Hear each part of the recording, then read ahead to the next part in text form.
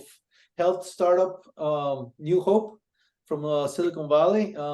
Thank you very much, Pundalik, for taking the time to take this interview.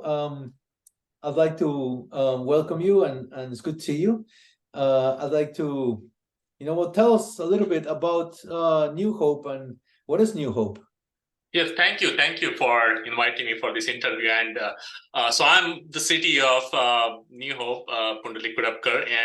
And NeuHope, we started with this mission of helping patients who are chronically ill, to help them in their patient journey. Because what happens is, when they are away from their doctor, and chronic conditions are like, they go on for a long time. And think about something like cancer or even addiction. So these are the two areas that where we are focusing on, and some of these things, right, can go on for a long time. So they're not always with their care team. So how do you make sure that they get right kind of support when they're away from their care team? So think of NeuHope as a digital companion that helps patients stay on their course, and the ultimate goal is to make sure that we get improved patient outcome, and that's the goal that we are targeting for with the NeuHope platform that we are building. And there are two parts to it. There's a platform which is backend, and the application that patients use. So that's what we are doing at NeuHope. Okay, excellent. So you're trying to connect the pieces of the puzzle in somebody's illness care, right? So you have the patient, you have the doctors, you have the family or some other caregivers, and you're providing some kind of a technological platform to put everything together and make. What's the objective? Yes, so the objectives, again, as Daniel, you said, it's really putting. So first of all, right, you need to build this care network. That's what we call it, and that care network is comprised of your family, your caregivers, your friends, even the patients who are in the similar conditions and they want to work with you, and even actually families of other patients. So you can select the size of your care network, and as long as the other person has given consent, they can be part of your care network. And again, the objective is really, so that patient and their family, many times even their family needs support, right? So they don't feel they're alone, and they have the right kind of support that is available. Because ultimately, while medications also, act in curing the conditions and improving outcomes, but at the same time, the mindset, right, or that support is very important to have the right kind of attitude towards the illness that you have, and that positive attitude, right, that is very important. So this the whole idea of this companion app, right, that manages your care network to give you just that, right, I mean, give that, help you stay in the right spirit, and so that it also helps improve the outcome ultimately. So that's the part that NeuHope platform plays. Excellent. So you're building a platform, and this is a technological platform. Is it like a website? Is it an application, a mobile application? Is it a mixture? What's the from the technology point of view, what is the idea? Yeah, so from technology perspective, there is a mobile app, and that's what we are starting. We started with our mobile app, and the backend, which is written in Node.js and MongoDB. So that's from technology perspective. Backend, that's those are technology, and then that's all running on AWS, because we want to run it on cloud, of course. So that we get all the benefits of cloud. And of course, there is another aspect to it eventually, is to also connect with health systems, hospitals, so that we can establish connection and establish, like, share the patient data again based on patient consent, and we can build some programs that to drive the engagement of these patients. So that is one part of the system, and then there is a customer or patient facing part, which is the Hope app, and that's the app through which patient gets things like there's a daily digest. So every day you get this digest that says, oh, the things that patient should be doing, or let's say if there are some appointments, there is some medications that they have to take, or even some resources, right? That helps them, be aware of their conditions and any additional information that might be helpful to them. So we connect them with all these right resources. So that's the overall, and that again application is. It's basically supposed to run in Android as well as Apple, iPhone, different mobile platforms. So that's I'm from my understanding, what I spoken to you, you went with the Kwan Technology, a Mexican software firm, to build this application or help you build this application. What made you go with this company, and what has been your experience? What can you tell us about that? That's a great question, because you cannot build, first of all, this kind of system without a true partnership, especially being a startup.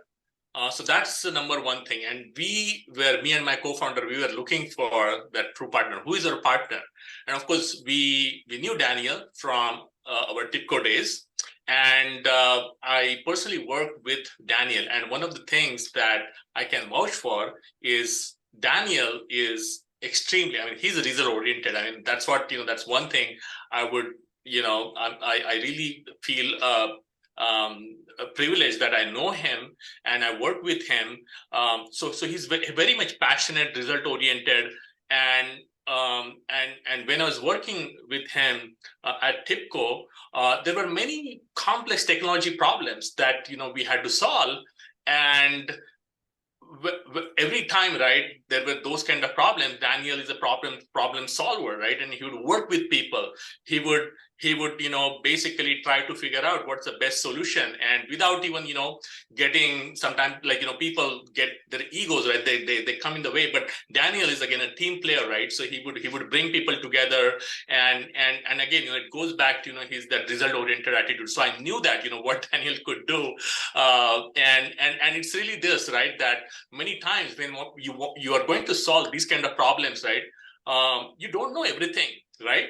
And that's where the most important attitude that really plays, that your passion and to solve the problem, understand the problem. That's another thing, right? Because that's the most important thing, and Daniel has that. So I knew that what your team that he's going to build, right? And after that he left TIPCO and formed his company Kwan Tech.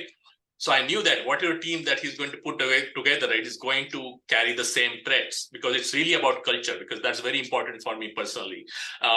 Technical capabilities, they can be built, but culture or attitudes is something that is the most important aspect of that you should really consider when you are building something afresh. And even if you are a very mature company, you have set up all your operation, there's always going to be the cases where you want to solve complex problem. You're trying to do something for the first time, and you need a trusted partner who you can respect and who that you can count on. And that's the reason we went with Kwan Technology. And speaking of our experience, of course, I was not at all surprised, right, from what I saw, actually, what the kind of services that I got from Kwan Tech after we established that partnership. There were some surprise elements too, because, and I'll talk about those, but those are all good surprises. So one of the things in my mind was, when I was going to Mexico, is okay, the language, right? Language is one big thing. But again, Daniel said, hey, if there's a language issue, but then I know how to address that problem. So I'll give you a team where you have some really technologically good people, as well as you have people who understand English. And again, that time we were on budget constraints. So initially it was very small team, and I needed somebody who is very good with mobile, understand mobile platform or mobile technologies, as well as this Node.js. And again, that's where also, right, Daniel helped us made a lot of technology related decisions, right? And this is, going above and beyond, right? And this is something that we didn't pay Daniel for his time, but, he took time to understand our problem, because that's the first thing that happened. Even before setting up that team, Daniel really understood how we are thinking. In fact, he also shared his experiences when he solved similar problems and what he was saying. So based on that, right, he understood our needs and he gave us the people, right? And then there was one person, his name is Nihal, and I remember him very well. I mean, he was not that strong on English, but amazing person in terms of like understanding the technology. And once you explain him what you want to achieve, he would just figure out a way to make it happen. And one of the things that we wanted to do when we were building this platform is we want to build very personalized user experience for the patients, because every patient has a different context. Even though they are the same chronic condition, let's say there's a cancer patient, certain cancer patient, breast cancer, but they will have different contexts, right? As they're going through their journey, very complex journey. So the user experience, right, should be tailored to that context. So it was not a static mobile application, but it was more dynamic. So, and Nihal did not solve that kind of problem before, but he took up that challenge and literally, right, within few weeks, he had an approach, and then he took that approach and he figured out a way to solve some of the problems. And again, we went there step by step. And that's where, again, Daniel was involved throughout this process. Kind of, okay, how we can think about the problem, we can break down into smaller steps. And that's how we were able to solve that problem. And we were able to release that application in first 6 months. That really helped us drive some of the pilots that, we really had to drive, and that helped us, grow our application, take it to the next level. Another person I would like to mention, Haney, and she was more junior person, but excellent with communication. And she was, again, she filled in that gap, the communication gap. She would understand. She was very process driven person, process oriented person, as well as, she would understand the business requirement, translate those into technology. And here is the beauty of this whole thing, right? I mean, initially, okay, Nihal couldn't speak English that properly, but within 7 to 8 months, we could communicate with each other without anybody else doing any translation for both of us. He picked up very quickly, and even actually there are a lot of part of the technologies that not every team member didn't know everything. Even I didn't know many things about the technologies that we're trying to use, but together, right, we figured it out. And again, it goes back to what Daniel is all about, right? It's about solving a problem, being result oriented, right? Understanding what is the problem, the top level problem that we're solving, and then come to the technology solution and figure it out, right? How to make it happen. So it is really that attitude and that kind of thinking and that kind of culture, right, that instills in everybody that Daniel has. And of course, after that, I added more team members in my team, and of course, I got same quality candidates, and again, there are a bunch of other teams that I know there at Kwan. There are some of my friends. They are using Kwan Technology services, and their experiences have been very similar to ours. So that's really the story with Kwan and NeuHope. No, excellent. Thank you very much for all the details. This is an amazing story how you can pick up a medium company from Mexico that has roots from the Bay Area, that has a director that can understand the problems because he's lived through them, and they can work with you to build this kind of solution in a cost-effective way with good talent. And what about do you ever have to travel there, and how easy is it to get to the nearshore operations center? Yes, and that was the best part, actually. First of all, Merida, it's a beautiful place, and the safest place, I would say. I mean, because it is near shore and because we were a startup, I really felt that I should see my team in person. Of course, we work very well like in the remote setting, but that's one more point I would like to bring up. This was all happening in most of the time remote settings. So imagine, right, there's a different language differences and whatnot, but everything worked so smoothly. It just took a first couple of months to, you know, kind of get into that mode. But despite, I would still visit Merida because I felt that I should just be there with the team and you know, do some exercises, architect, design, and that's what I used to do. And I would visit there at least once a quarter, and then eventually it changed. It went to like once in 6 months. But again, that's how we ran the whole operation, and visiting Merida. And again, Daniel had this very dedicated rooms for his team. For NeuHope. So again, if you know, if there's any concern around, hey, you know, like they are like different teams, they are seeing each other work. Absolutely, there was no such concern there. And very spacious rooms. Every team member had their space, enough, like good enough space, and they could work very efficiently, and they were all excited. In fact, one of the things that I experienced while working with Kwan, which is different from any other vendor that I have worked with in the past, is I never felt that this team is Kwan team. This is NeuHope team.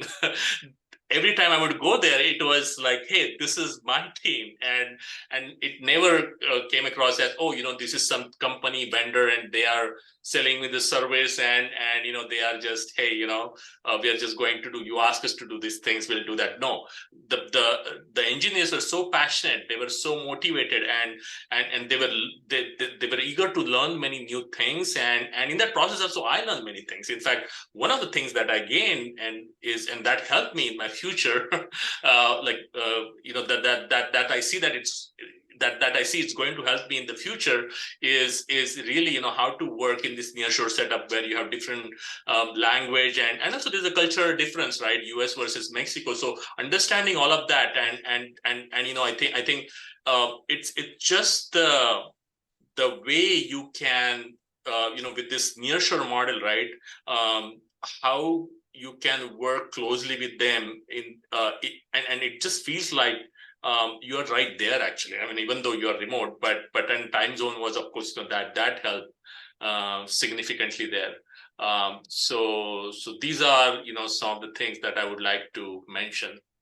How much of a difference does it make working with a team in a US time zone as opposed to having to work with a very far away team in a completely different time zone? Is that a big factor? How does that come into play? Yeah, I mean, let's say if you go into other countries, like let's say Vietnam or maybe Europe or Australia or India, the problem is the time zone difference. I mean, you had to work at odd hours, and especially in the startup setup, you're already doing that. And if you're constantly switching the context, because especially, you know, here's the thing, right?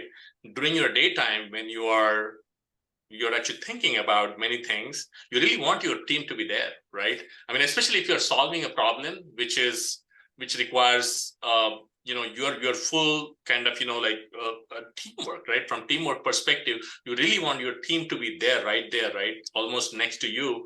Then that's where there are challenges, because the far shore model works where you have already established the process, and you know, the problem that you're solving, they're already very well understood. So you know, these are the kind of problems I would say, okay, it's a maintenance kind of things, right? Or it is, okay, it is some problem that can be completely handed over to you know, some different team, and they're building, and you just hope that somehow they do the right thing.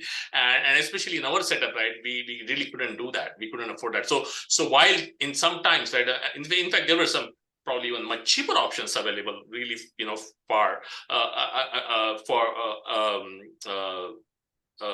you know, the far shore, right? But we didn't take those options, because with this option, right, we could move really fast, and the collaboration was more effective. So that's a difference I see between the two models.